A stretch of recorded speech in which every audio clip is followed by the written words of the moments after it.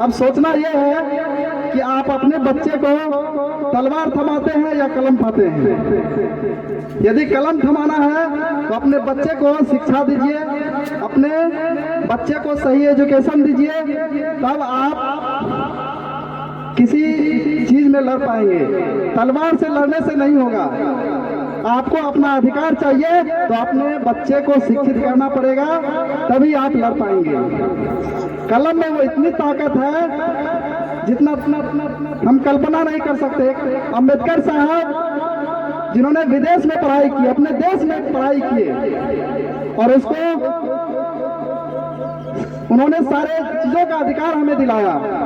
जहां तक पानी पीने का अधिकार नहीं था, आप मंदिर प्रवेश नहीं कर सकते थे, मंत्र नहीं पढ़ सकते थे, आपको किसी ब्राह्मण बस्ती से होकर आपको गुजरने के लिए नहीं दिया जाता था। आज जो हम लोग शान शौकत से अपने समाज में जीते हैं वो तो डॉक्टर B.R. अम्बेडकर का दिया हुआ है। तो हम अपने समाज में अपने बच्चों को प्रतिदिन स्कूल भेजें, विद्यालय भेजें। हमारा समाज अभी भी कहीं ना कहीं दिशा भ्रमित हो रहा है। नशे में भी हमारे बच्चे बहुत जा रहे हैं। इन सब चीजों से भी हमारे बच्चों को रोकना पड़ेगा। में जो रहने वाले लोग हैं उनको कई जातियों में बांट दिया गया। अब इसका एहसास आपको कैसे होगा? मान लीजिए आप हम डोम है, चमार है या कुछ भी है, उसका एक दुकान खोल लीजिए बड़े बाजार में और उस पर लिख दीजिए कि चमार किराना दुकान, डोम किराना दुकान या कुछ इस तरह से लिख दीजिए। देख लीजिए आपका क्या प्रभाव पड़ता है वहां पर। आपको एहसास होगा कि इतने जाति में बांटने के बाद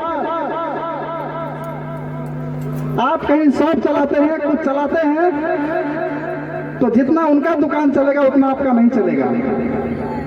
ये स्थिति कहीं ना कहीं समाज में अभी भी है। कहीं ऑफिस जाते हैं तो आपको वहां पर यदि कुछ नॉलेज नहीं है, ज्ञान नहीं है, ऑफिस चले जाते हैं, शिक्षा नहीं है, तो आपको बात करने से हेजिटेशन होता है। किसी ऑफिस चले जाइए, किसी पदाधिकारी से आप बात नहीं कर पाएंगे। उसके लिए आपको शिक्षा जरूरी है। इसलिए अपने बच्चों को शिक्षा अवश्य दिलवाएं। अपने बच्चे को आप भले ही 2 रोटी कम खाए लेकिन अपने बच्चे को शिक्षा जरूर दें। एट फर्स्ट अपने गांव में, अपने घर में जो महिलाएं हैं, महिलाएं यदि शिक्षित हो जाती है तो कई पीढ़ियां आपका शिक्षित हो जाएंगी। सबसे पहले अपने घर में जो महिलाएं हैं उनको शिक्षा दीजिए। लड़कियां हैं, बच्ची है, लड़के हैं, जो भी हैं, उनको शिक्षा दीजिए, विद्यालय भेजिए।